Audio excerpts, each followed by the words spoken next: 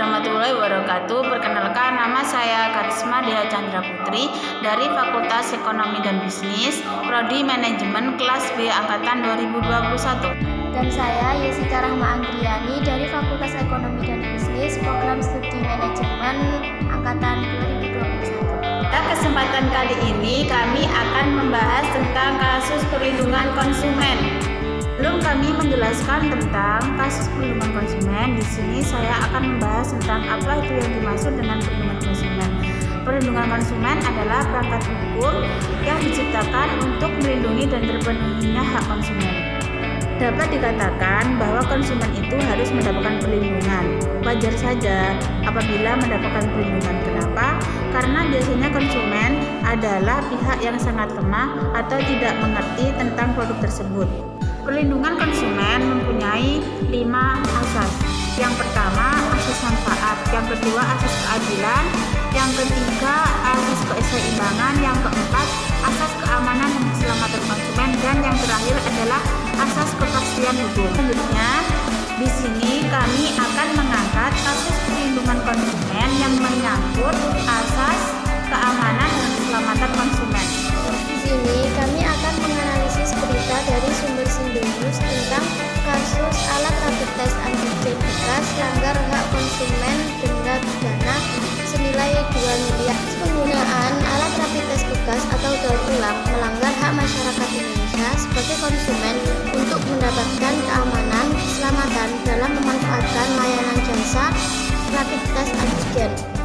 Kejadian penggunaan alat rapid test antigen bekas di Bandara Internasional Kuala Namu Medan dan mafia karantina di Bandara Soekarno-Hatta menjadi insiden buruk bagi usaha pemerintah dalam memerangi virus COVID-19. Untuk itu perlu dilakukan evaluasi secara menyeluruh dan berkala terhadap proses penanganan COVID-19 di keberangkatan dan kedatangan baik di jalur darat, udara, dan laut. Anggota Komisi Komunikasi dan Edukasi BPKN mengatakan kejadian tersebut jelas merupakan pelanggaran pasal 8 ayat 1 Undang-Undang Nomor 8 Tahun 1999 tentang perlindungan konsumen.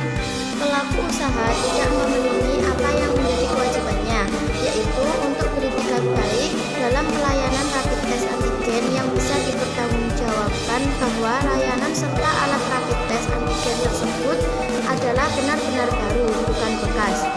Dan pelaku dikenakan sanksi pidana maksimal 5 tahun penjara atau pidana denda maksimal 2 miliar. Kesimpulannya yaitu kita harus lebih berhati-hati lagi ketika akan melakukan rapid test dan sebagainya, dengan cara bertanya kepada pihak-pihak yang terlibat dalam hal tersebut, misalnya seperti kepala desa setempat dan sebagainya.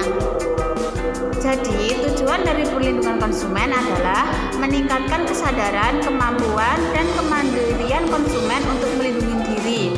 Kemudian, meningkatkan pemberdayaan konsumen dalam memilih, menentukan, dan menuntut hak-hak sebagai konsumen. Menciptakan sistem perlindungan yang mengandung unsur kepastian hukum dan keterbukaan informasi serta akses untuk mendapatkan informasi. Video ini kami buat untuk memenuhi tugas UAS mata kuliah aspek hukum dan bisnis. Sekian dari kami, apabila banyak kurang lebihnya kami mohon maaf yang sebesar-besarnya. Akhirul kalam, wassalamualaikum warahmatullahi wabarakatuh.